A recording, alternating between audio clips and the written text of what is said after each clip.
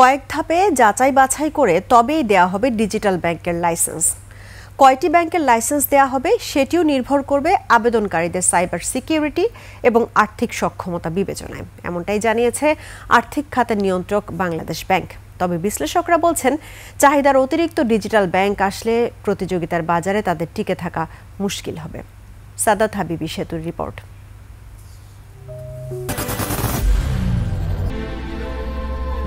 I am Ox. Europe থেকে শুরু করে China, Bharat, Brazil, Japan, Singapore সহ বিশ্বের অনেক দেশেই ডিজিটাল ব্যাংকিং বেশ জনপ্রিয় হলেও বাংলাদেশে এই ধারণা একেবারেই নতুন। তবে এদেশেও ডিজিটাল ব্যাংকিং কার্যক্রম শুরু করতে চায় বাংলাদেশ ব্যাংক।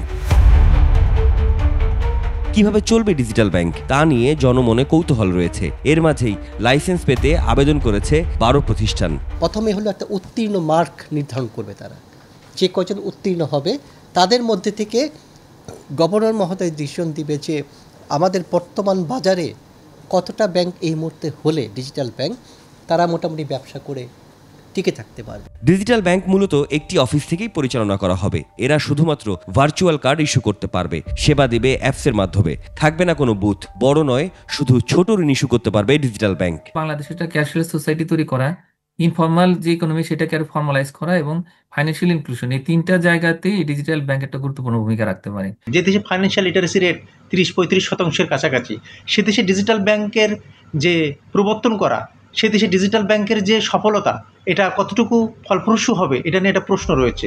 তবে দেশে যখন সিংহভাগ তফসিলি ব্যাংক ইতিমধ্যেই ডিজিটাল কার্যক্রমে রয়েছে, তাই নতুন করে এমন ডিজিটাল ব্যাংকের প্রতিযোগিতায় টিকে থাকতে বিনিয়োগ বেশি লাগবে যেমন, তেমনি মুনাফা পেতেও অপেক্ষা করতে হবে দীর্ঘ। সর্বোচ্চ 2টা ডিজিটাল ব্যাংক দিয়ে এটা একটা টেস্ট কেস হিসেবে এটা দেখা যেতে পারে। কারণ বর্তমান যে ব্যাংকিং খাত, সেই ব্যাংকিং খাতকেই আমি রেগুলেটরের মাধ্যম দিয়ে সুশাসন নিশ্চিত করতে ব্যর্থ হয়েছি। তাহলে আমার অন্যদিকে ডিজিটাল ব্যাংক প্রবর্তন করে আমি কতটুকু সফল হব? কোনো কোটারি গ্রুপকে সুবিধা দেওয়ার জন্য বাংলাদেশ ব্যাংক কোনো পলিসি এটা পূর্বে করলেও করতে পারে, এখন করছে না, ভবিষ্যতেও করবে না। নতুন বছরের শুরুর দিকে বাংলাদেশের ডিজিটাল ব্যাংকিং কার্যক্রম শুরু হবে বলে প্রত্যাশা কেন্দ্রীয় ব্যাংকের। সাদাত হাবিবি সেতু, 21 টেলিভিশন, ঢাকা।